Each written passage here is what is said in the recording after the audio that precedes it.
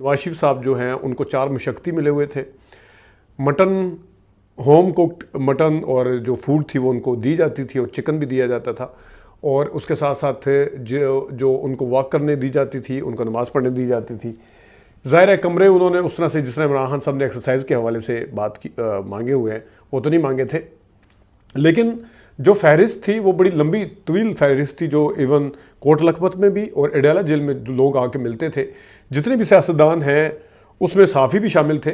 यहाँ पे मैं अगर इमरान खान साहब का मुआजना किया जाए तो इमरान खान साहब को मिलने के लिए काफ़ी सारे साफ़ियों ने पिछले 6-7 महीने में ट्राई की है।